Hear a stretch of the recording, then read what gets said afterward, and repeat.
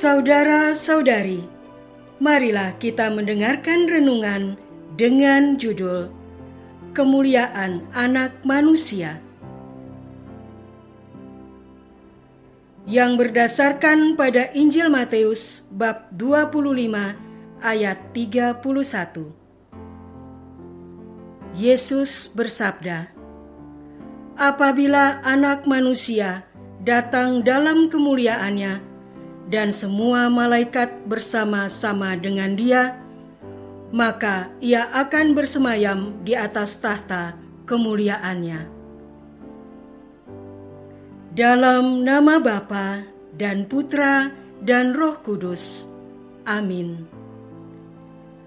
Saudara-saudari terkasih dalam nama Tuhan Yesus Kristus, Yesus bersabda, "Apabila Anak Manusia datang dalam kemuliaannya dan semua malaikat bersama-sama dengan Dia, maka Ia akan bersemayam di atas tahta kemuliaannya. Semua bangsa akan dikumpulkan di hadapannya, dan Ia akan memisahkan mereka seorang daripada seorang, sama seperti gembala memisahkan domba dari kambing.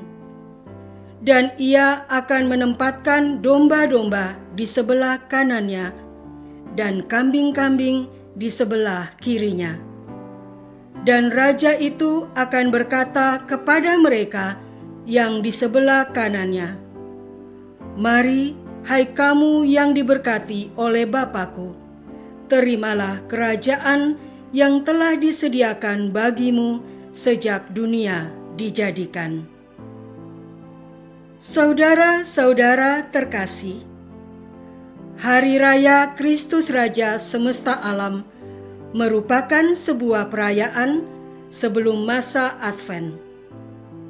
Hari raya tersebut dikhususkan untuk memperingati Yesus sebagai Raja Semesta Alam.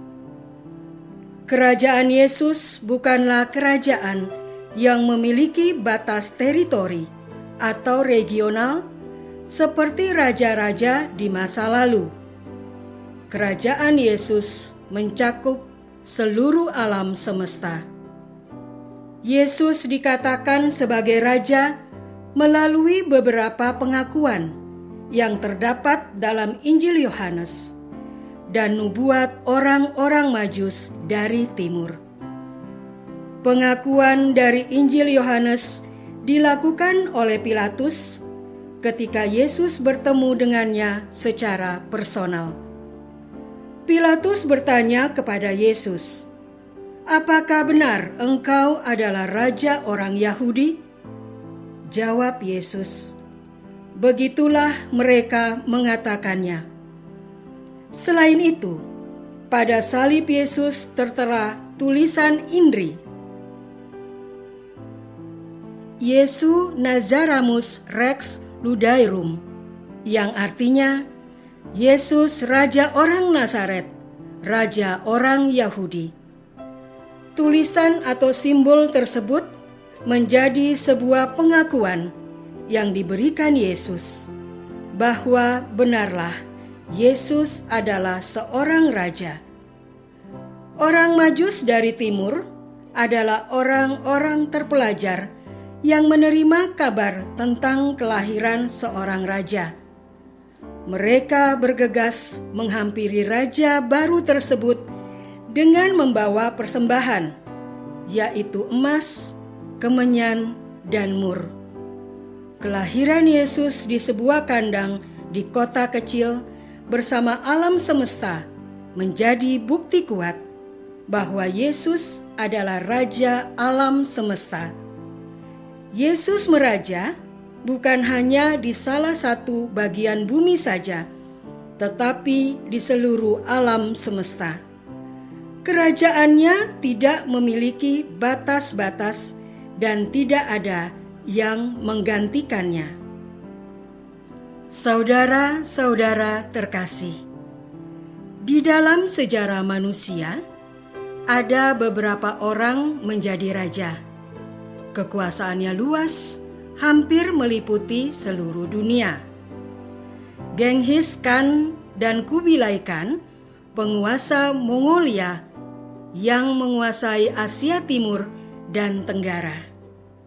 Alexander Agung yang menguasai Timur Tengah dan Asia Kecil pada abad pertengahan.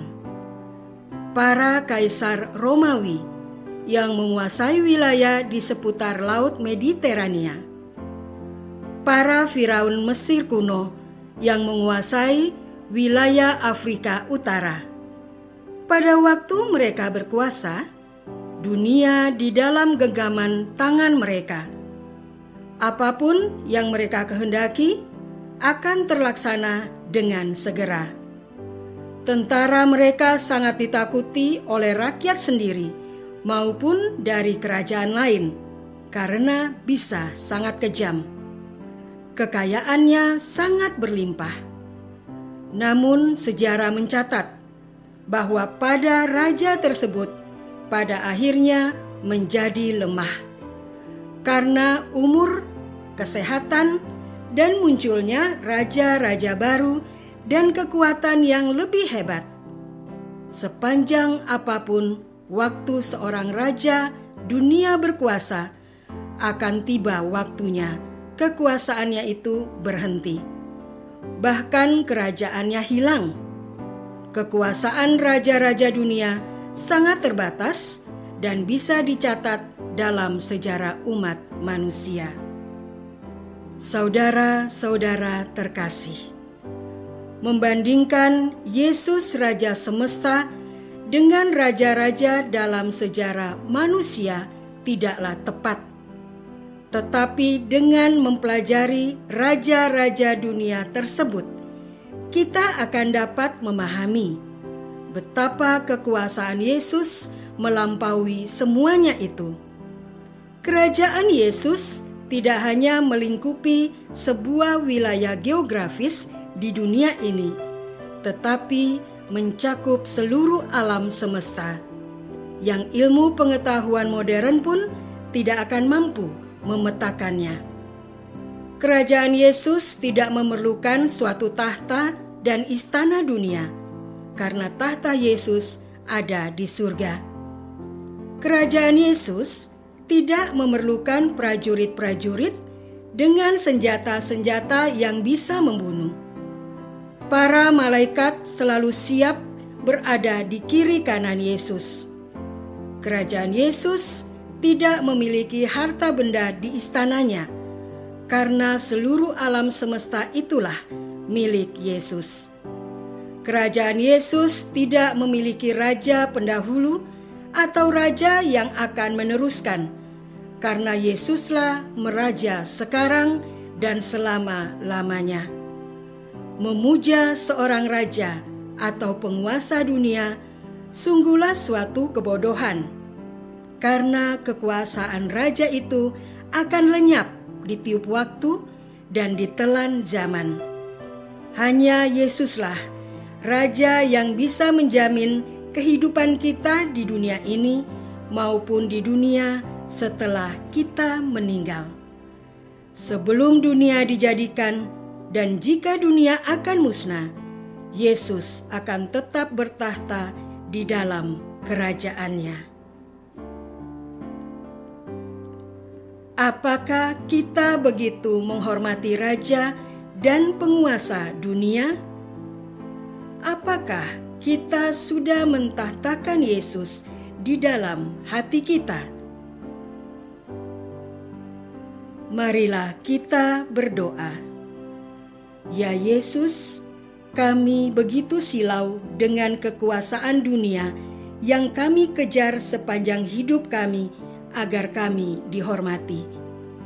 Kami pun memuja para penguasa dunia. Kami lupa bahwa kekuasaan dunia itu akan lenyap pada waktunya. Hanya Engkaulah Raja abadi yang akan berkuasa selama-lamanya. Engkau patut disembah dan dimuliakan kini dan sepanjang masa. Amin. Semoga kita semua selalu dinaungi dan dibimbing oleh berkat Allah yang Maha Kuasa. Dalam nama Bapa dan Putra dan Roh Kudus. Amin.